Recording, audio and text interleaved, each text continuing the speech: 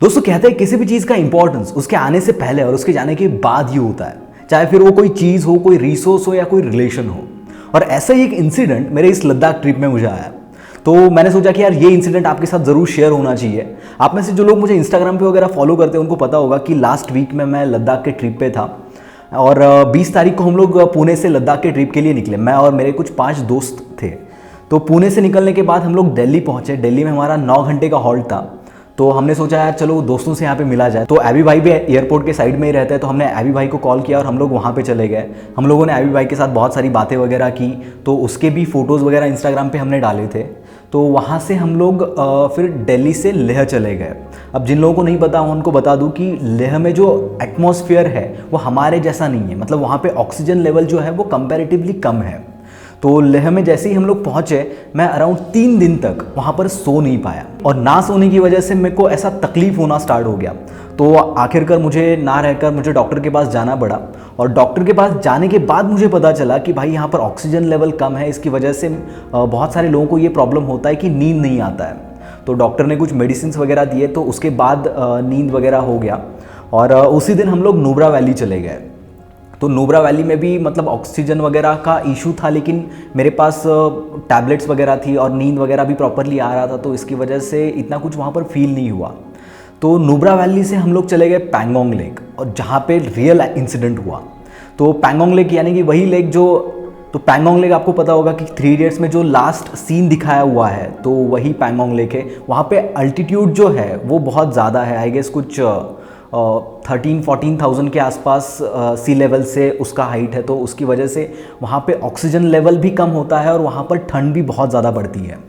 तो हम लोग वहाँ पर कुछ 6 बजे के आसपास पहुँचे। हम लोगों ने थोड़ा फ्रेश वगैरह हुए, ठंड बहुत थी, इसकी वजह से हम लोग उन टेंट्स में ही रुके।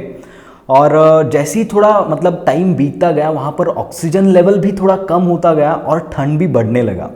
और वहाँ पर मेरे 3 दोस्तों को लिटरली ऑक्सीजन की वजह से, मतलब लैक ऑफ ऑक्सीजन की वजह से चक्कर आना स्टार्ट हुआ। तो वो चक्कर आके लिटरली ऐसा गिर गए। तो वो बहुत डरावना सिचुएशन था हमारे लिए। लकीली हमारे साथ हमारा ड्राइवर था, तो उसने बहुत सारी चीज़ें संभाल ली। और फॉर्चुनेटली हमें नुब्रा वैली से आते वक्त ही किसी ने बता दिया था कि ऑक्सीजन का लेवल वहाँ पर बहुत ज़्यादा कम है, तो आप ऑक्सीजन का टैबलेट ले लो। वहाँ पर बॉडी में ऑक्सीजन कंट्रोल करने के लिए, ऑक्सीजन का लेवल कंट्रोल करने के लिए एक टैबलेट आता है, तो वो टैबलेट हमने लिया था। बट टैबलेट लेने के बावजूद भी यहाँ पर लोगों को तकलीफ हो रहा था। तो वो जो सिचुएशन था वो हमारे लिए बहुत ज़्यादा डरावना था। तो लिटरली मतलब ऑक्सीजन एक ऐसी चीज़ है जिसको मैं उस टाइम तक फॉर ग्रांटेड लेता था कि ठीक है भाई, ऑक्सीजन का इंपॉर्टेंस है हमारे लाइफ में, लेकिन हमारे पास बहुत अमाउंट ऑफ ऑक्सीजन अवेलेबल है, तो मैं उसको ज़्यादा सीरियसली नहीं ले रहा था। लेकिन उस टाइम पर वो सिचुएशन देख के लिटरली मेरा दिमाग ऐसा खुल गया कि यार ऑक्सीजन का इंपॉर्टेंस कितना है हमारे लाइफ में। तो यही मैं सोच रहा था और मुझे लगा कि यार ऑक्सीजन तो ठीक है, ये एक चीज़ हो गई और यहाँ पर मैंने इस चीज़ को एक्सपीरियंस किया, इसकी वजह से मुझे अभी ऑक्सीजन का वैल्यू पता चल रहा है। बट हमारे लाइफ में ऐसी बहुत सारी चीज़ें होती है, ऐसे बहुत सारे रिलेशंस होते हैं, बहुत सारे ऐसे रिसोर्सेस होते हैं जिसका वैल्यू बहुत होता है, लेकिन हम लोग के पास वो चीज़ें हैं। इसकी वजह से शायद से हम लोग उसका वैल्यू नहीं करते और फिर उसको फॉर ग्रांटेड लेते हैं। तो मुझे लगा कि यार ये सारा जो इंसिडेंट है ये आप लोगों के साथ शेयर करना बहुत ज़्यादा ज़रूरी है, बिकॉज आपके भी लाइफ में ऐसे बहुत सारे रिलेशंस होंगे, बहुत सारे ऐसी चीज़ें होंगी, बहुत सारे ऐसे रिसोर्सेस होंगे जो रिसोर्सेस आपको आपके गोल्स को अचीव करने के लिए आपको हेल्प करेंगे। तो उन रिसोर्सेस को, उन रिलेशंस को, उन चीज़ों को हम लोग बहुत ज़्यादा फॉर ग्रांटेड जो लेते हैं ना, तो उसकी वैल्यू करना सीखो गाइज। क्योंकि जिस दिन वो चीज़ें, वो रिसोर्सेस आपके लाइफ से निकल जाएंगे ना, उस दिन आपको उसका एक्चुअल में वैल्यू समझ में आएगा।